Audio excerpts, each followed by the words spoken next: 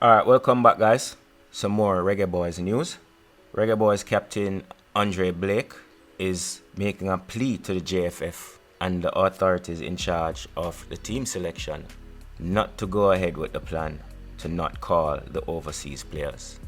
In a article by the CNW network, that is Caribbean News Weekly, Blake is quoted as saying he believes that if Jamaica seriously want to compete at a higher level for the 2026 FIFA World Cup final cycle, then the authorities need to keep the nucleus of the team and get it together to help the gelling process as often as possible.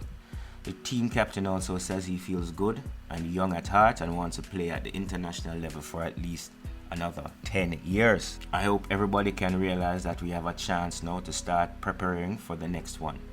World Cup cycle in quotations, and we need to have a group of guys that stay together for the next 5 years, and then we will definitely have a better campaign, Blake offered.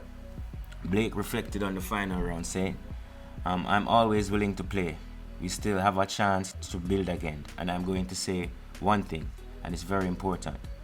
We are playing against teams that have been building for 5 or 6 years, and we are very new. Things like these happen. You don't just build a team in 1 week or in 1 month or even in 1 year. You need time, a lot of time. And for us, now, if we want to have a chance for the next campaign, it starts now. And we need to play together. We need to spend time together. And we need to suffer together.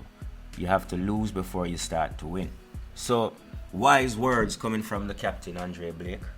The team is a relatively new team. A lot of the players are very new to each other.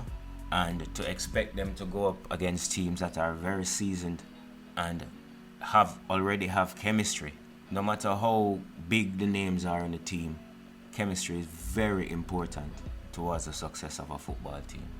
Alright guys, so let me know your opinions in the comment section. Remember, subscribe to the channel, like the videos, and stay tuned so you can be up to date with what's going on, especially with the Reggae Boys and track and field.